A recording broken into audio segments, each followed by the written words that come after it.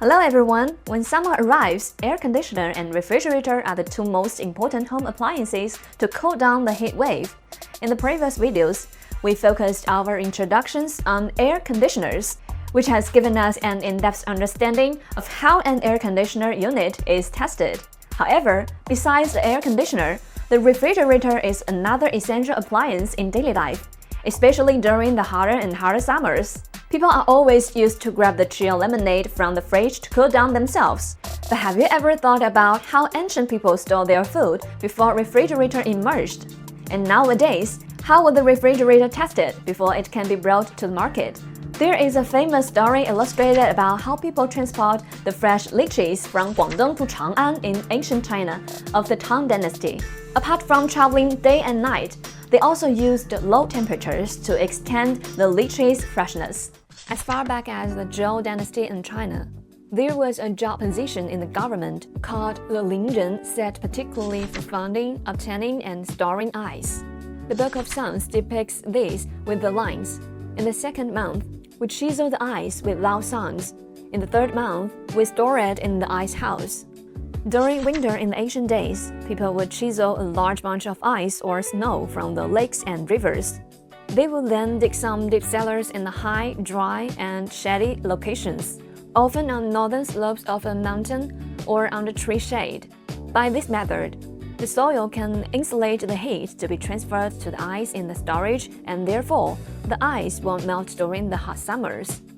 The walls and tops of these ice cellars were layered and filled with materials like straw, sawdust, peat, moss, fur, or even charcoal, creating a thick insulation barrier that would significantly slow down the melting process. The cellar floor was also designed with drainage ditches or permeable layers to allow melt water to drain away, preventing the ice from sitting in the water and melting faster. Additionally, they would chisel extra ice because there was inevitable loss over the long storage time, even though with good insulation. With all these preparations, people then could enjoy the coolness brought by the ice during the summer days. To enjoy this stored coolness, ancient people also invented the ice gen, in English which means primitive refrigerator. This device, however, may date back to the Warring States period. It consisted of a bronze or wooden container with inner and outer layers. The larger outer container, called the jian, was used to be the ice container, and the smaller inner container, called the fou, was used to hold food or drinks. Furthermore, the lid of the device has been smartly designed with holes, allowing cold air to sink down and create a cooling circulation, making literally the world's earliest prototype of an insulated refrigerator. However, with such luxury engineering techniques, it was initially affordable only for royalties and nobilities. It wasn't until the Tang and Song dynasties that ice became more widespread among people. They show that long time ago, ancient people not only mastered low-temperature preservation techniques, but also knew how to use ice to bring a sense of coolness to summer. In fact, the ice cellars, a prototype of primitive refrigerator, was widely used not only in China, but also in ancient Rome, Persia, and the Middle East. By the 18th and 19th centuries, the natural ice industry was booming in the United States. Before household mechanical refrigerators became common, affluent families used a kind of wooden or metal icebox. Its structure was like the Bingjian, but larger and more refined. At that time, the ice was even exported as far as India and China. However, relying solely on natural ice was obviously troublesome and inefficient.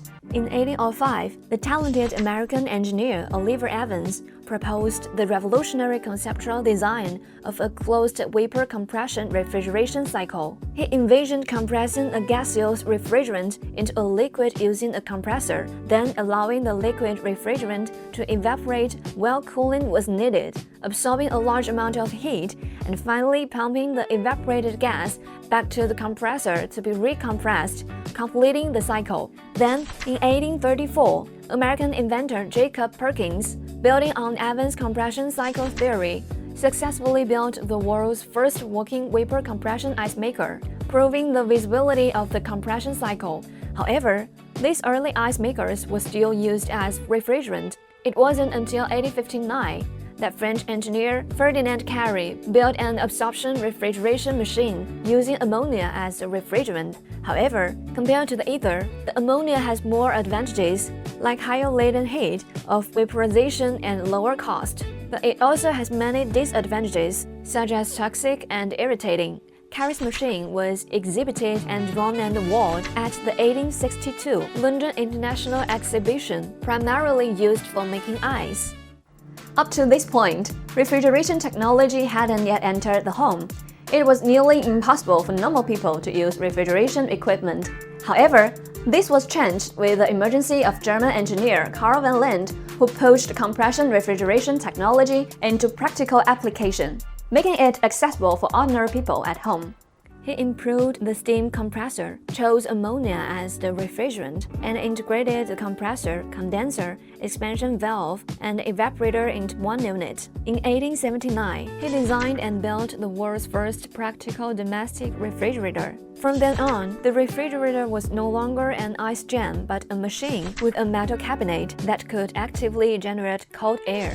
Mechanical refrigeration technology thus entered the household, making the beginning of the modern refrigerator era. Later, the refrigerant was changed from ammonia to the well-known Freon. Then, due to Freon's ozone-depleting properties, it was replaced by non-fluorinated, environmentally friendly refrigerants. Nowadays, some companies have begun introducing models that combine compressing refrigeration with semiconductor cooling. Refrigeration technology continues to advance, and humanity persistently pursues better ways to prolong food freshness.